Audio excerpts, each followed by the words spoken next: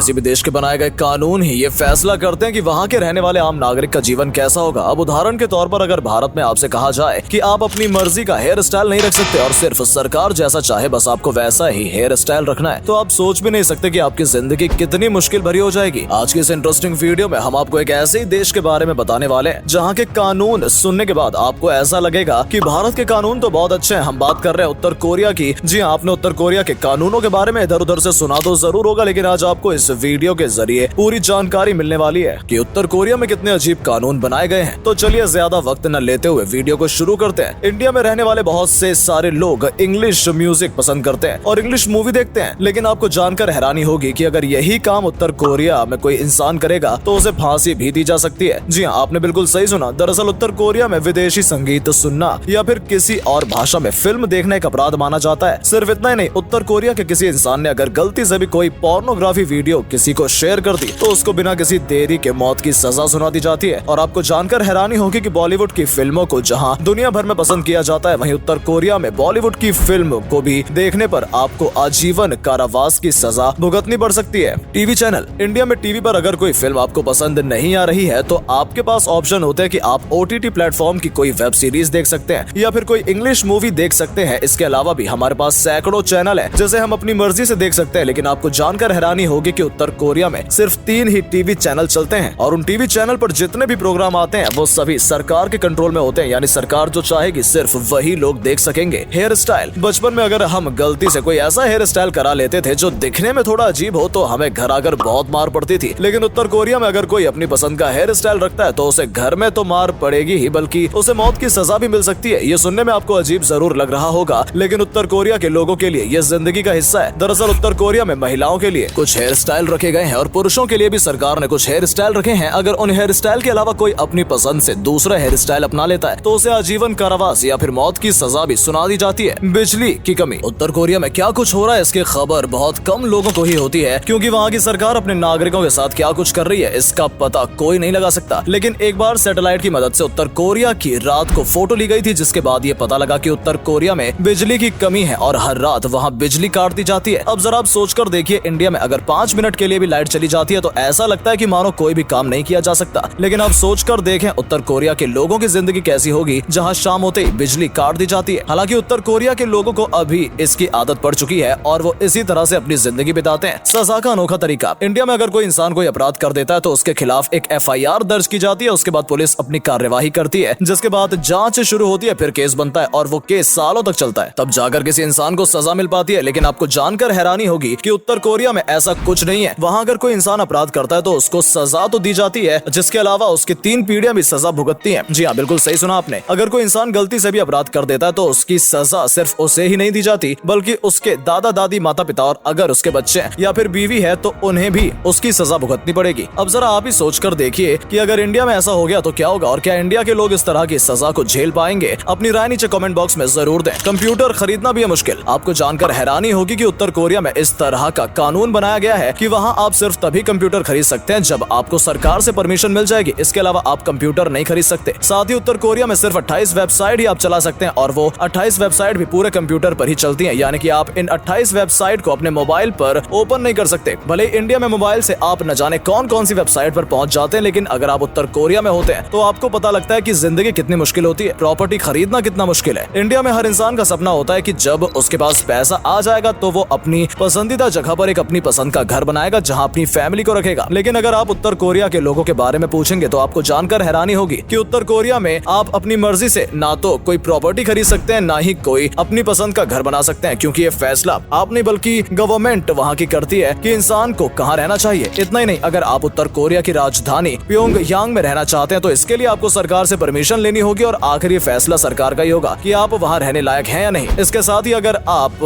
अपनी राजधानी से कहीं बाहर जाना चाहते हैं तो उसके लिए आपको सरकार से एक सर्टिफिकेट लेना होगा। अब जरा सोचकर देखिए, इंडिया में अगर ऐसा होता तो जिंदगी कितनी मुश्किल होती। इसके अलावा अगर बहुत मेहनत करने के बाद भी आपको अपनी पसंद का घर मिल जाता है और सरकार उसकी परमिशन दे देती है तो उस घर को आप अपनी मर्जी से पेंट नहीं कर सकते, क्योंकि वहाँ की गवर्नमेंट ने ये साफ किया है कि हर नागरिक को अपना घर भूरे रंग से पेंट करना है। फिर भले ही आपके भूरा रंग आपको पसंद हो या ना, आपको अपना पूरा घर भूरे रंग से पेंट करना होगा। इससे आप कुछ नहीं कर सकते। इलेक्शन कैसे होता है? अब आप सोच रहे होंगे कि जिस देश में इतनी ज्यादा रिस्ट्रिक्शंस हैं और हर चीज सरकार के कंट्रोल में है तो वहाँ इलेक्शन क्या ही होता होगा। लेकिन हम आपको बता दें कि उत्तर कोरिया में इंडिया की तरह ही हर 5 साल में इलेक्शन होता है, लेकिन वहाँ का उम्मीदवार सिर्फ एक ही होता है। यानी वहाँ के लोग अगर अपनी गवर्नमेंट से परेशान है तब भी वो किसी और को वोट दे नहीं सकते हैं और उन्हें मजबूरी में उसी सरकार को वोट देना होगा। और जाहिर सी बात है, जब एक ही उम्मीदवार होगा तो जीत भी उसी की होगी। तो कुल मिलाकर बात ये है कि वहाँ इलेक्शन कराने का कोई फायदा नहीं है। लेकिन न जाने क्यों उत्तर कोरिया में इलेक्शन होते हैं। उत्तर कोरिया और तानाशाह, जैसा कि आप वीडियो में देखने के बाद ये तो समझ चुके होंगे कि उत्तर कोरिया में सब कुछ गवर्नमेंट ही कंट्रोल करती है। यानी किसी इंसान को किस तरह से रहना है, कहाँ घर खरीदना है, किस तरह के बाल कटाने हैं, कैसे कपड़े पहनने, और इतना ही नहीं, इंटरनेट का इस्तेमाल किस तरह से करना है, इन सब का फैसला वहाँ की गवर्नमेंट ही करती है। लेकिन अब ऐसे में सबसे बड़ा सवाल ये आता है कि क्या उत्तर कोरिया में तानाशाह है? हालांकि वहाँ की सिचुएशन तो तानाशाही जैसी है, लेकिन हैरानी की बात यह है कि उत्तर कोरिया का पूरा नाम democratic people Republic of Korea है, जबकि यहाँ पर डेमोक्रेसी के नाम पर कुछ भी नहीं है। और यही वजह है कि यहाँ हर 5 साल में इलेक्शन तो होते हैं जैसा कि डेमोक्रेसी में होता है, लेकिन उम्मीदवार यहाँ सिर्फ एक ही होता है और जीतता भी वही है। तो दोस्तों, ये थे उत्तर कोरिया के कुछ अजीबोगरीब कानून, जिनके बारे में सुनने के बाद आपको ये एहसास जरूर हुआ होगा कि भारत के कानून बहुत अच्छे हैं और यहाँ की गवर्नमेंट जैसी भी है उत्तर कोरिया की गवर्नमेंट से तो काफी बेहतर है। आपकी क्या राय है उत्तर कोरिया के कानूनों के बारे में? इसके बारे में हमें कमेंट सेक्शन में जरूर बताएं। साथ ही अगर आपको वीडियो पसंद आई तो इसे लाइक करें और जाते जाते हमारे चैनल को सब्सक्राइब जरूर करते जाएं, ताकि हम आपके लिए ऐसी ही इंटरेस्टिंग वीडियो लाते रहें। तब तक के लिए गुड बाय। मुलाकात होगी आपसे ऐसी ही इंटरेस्टिंग वीडियो में। धन्यवाद।